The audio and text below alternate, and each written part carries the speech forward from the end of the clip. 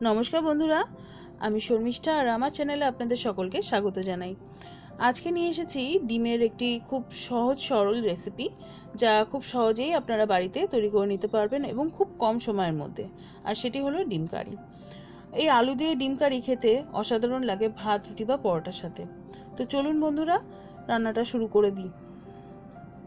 দেখুন, আমি কড়াই নিয়ে নিয়েছি। কড়াইতে সর্ষের তেল দিয়ে নেব। আর আমি আগে থেকে ডিম আর আলুটা সেদ্ধ করে রেখেছিলাম। তো আমি এই তেলটা গরম হয়ে গেলে আমি এই তেলে একে একে ডিম আর আলুটা ভেজে নেব।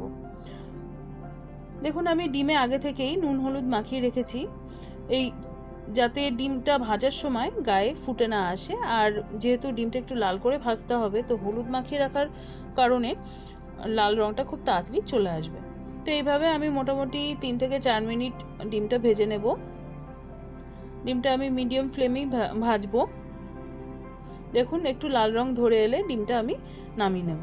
ডিমটা দেখুন আমাদের ভাজা হয়ে গেছে, আমি নামিয়ে নেব ডিমটা। এবার এর মধ্যে আমি আলু দিয়ে দেব।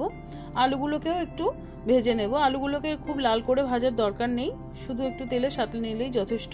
মোটামুটি 2 মিনিট আলুগুলোকে একটু ভেজে নিলেই যথেষ্ট। দেখুন, আলুর এক সাইড থেকে লাল রং ধরে গেছে, তো আমি আলুগুলোকে এবার নামিয়ে নেব। এই তেলে আমি একে একে ফোড়নগুলো দিয়ে নেব। ফোড়নের জন্য আমি নিয়েছি 2 শুকনো লঙ্কা, 2 তেজপাতা, 1 চামচ জিরে, 4টে এলাচ আর 1 টুকরো দারচিনি। ফোড়নটা দেওয়া হয়ে গেলে এর মধ্যে আমি আগে থেকে একটা টমেটো আর 2টো পেঁয়াজ সেদ্ধ করে নিয়ে তার মধ্যে 7 থেকে 8 কোয়া রসুন আর 1 টুকরো আদা ব্লেন্ড করে রেখেছিলাম মিক্সিতে, সেই মশলাটাই আমি দিয়ে নেব। দেখুন, মশলাটা আমি দিয়ে দিয়েছি এর মধ্যে। এবার মশলাটাকে 1 মিনিট এরকম নাড়াচাড়া করে নিয়ে এর মধ্যে শুকনো যে মশলাগুলো আছে সেগুলো আমি অ্যাড করে নেব। দেখুন, এর মধ্যে আমি প্রয়োজন অনুযায়ী আমার নুন দিয়ে নিলাম। আপনারা আপনাদের স্বাদ অনুযায়ী নুন দিয়ে নেবেন। আমি এখানে 1 চামচ নুন অ্যাড করেছি। আর হলুদ দিয়েছি 1/2 চামচ, জিরে গুঁড়ো দেবো 1 চামচ, আর ধনে গুঁড়ো দেবো 1 চামচ। ধনে গুঁড়োটা আপনারা চাইলে স্কিপ করতে পারেন।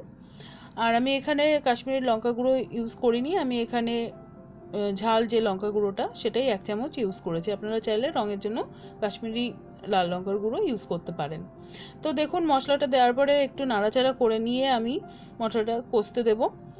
5 মিনিট মশলাটাকে লো ফ্লেমে রেখে ঢাকা দিয়ে কষতে দেব।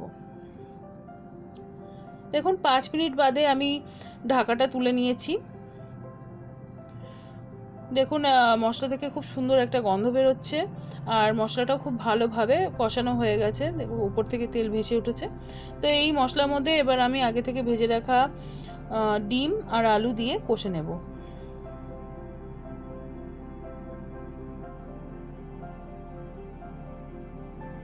ডিমগুলো দেখুন আমি দিয়ে দিয়েছি। এবার মশলার সাথে ডিমগুলোকে ভালো করে একটু মিশিয়ে নিতে হবে, দেখবেন যাতে ডিমগুলো ভেঙে না যায়। এবার এর মধ্যে আলুগুলো অ্যাড করে নেব। আলু আর ডিম ভালো করে মশলার সাথে মিশিয়ে নিয়ে এর মধ্যে আমি ঝোলের জন্য জল দেব। তো আমি যে মিক্সির বাটিতে মশলাটা পেস্ট করেছিলাম সেই বাটিতেই একটু মশলা ছিল, তো আমি ওর মধ্যেই জল দিয়ে বাটিটা ধুয়ে সেই জলটাই ঝোলের জন্য অ্যাড করে দিলাম। দেখুন, ঝোলের জন্য আমি জল দিয়ে দিয়েছি। এবার এই অবস্থায় আমি 10 থেকে 12 মিনিট লো ফ্লেমে ঝোলটা ফুটতে দেব, যাতে ঝোলটা একটু শুকিয়ে আসে। ঢাকা চাপা দিয়ে আমি রান্নাটা করব। দেখুন, রান্নাটা কমপ্লিট হয়ে গেছে। 10 থেকে 12 মিনিট বাদে আমি ঢাকনাটা তুলে নিলাম। ঝোল অনেকটাই টেনে এসেছে। এরকম এইটুকু ঝোল আমি রাখবো। আপনারা চাইলে আরেকটু ঝোলটা টানিয়ে নিতে পারেন, তবে আমি কারি এরকমই ঝোলটা রাখি। তো নামানোর আগে আমি এর মধ্যে 1 চামচ শাহি গরম মশলা ছড়িয়ে নেব। দেখুন, গরম মশলাটা দিয়ে আমি একটু মিশিয়ে নেব খুন্তি দিয়ে, সাবধানে, যাতে ডিম আর আলু কোনোটাই যেন ভেঙে না যায়। আর দেখুন, আমি নামানোর আগে একটু কসুরি মেথি ক্রাশ করে এই ঝোলে দিয়ে নেব। কসুরি মেথির যে ফ্লেভার, তা এই কারির স্বাদ আর গন্ধ দুটোই বাড়িয়ে দেয়। তো দেখুন, কসুরি মেথি দেওয়া হয়ে গেছে আমার। এবার আমি একটা সার্ভিং বলে এই ডিম কারিটা নামিয়ে নেব সার্ভ করার জন্য। তো দেখুন আমি একটি সার্ভিং বলে ডিম কারিটি নামিয়ে নিয়েছি। এবার আপনারা চাইলে ধনেপাতা কুচি দিয়ে গার্নিশ করতে পারেন, তবে আমার কাছে ধনেপাতা ছিল না, তাই আমি পুদিনা পাতা দিয়ে গার্নিশ করে নিয়েছি। তো দেখলেন বন্ধুরা, কত সহজ পদ্ধতিতে এই আলু দিয়ে ডিমের কারি তৈরি করে নেওয়া যায়। ভাত, রুটি বা পরোটার সাথে আপনারা অনায়াসেই সার্ভ করতে পারবেন, খেতে অসাধারণ লাগে। তো যদি বন্ধুরা আমার এই রেসিপিটা আপনাদের পছন্দ হয়ে থাকে তাহলে অবশ্যই আমাকে কমেন্ট করে জানাবেন আর একটি লাইক করে দেবেন। আর আপনারা যদি এখনও আমার চ্যানেলটিকে সাবস্ক্রাইব না করে থাকেন তো প্লিজ আমার চ্যানেলটিকে সাবস্ক্রাইব করে দেবেন।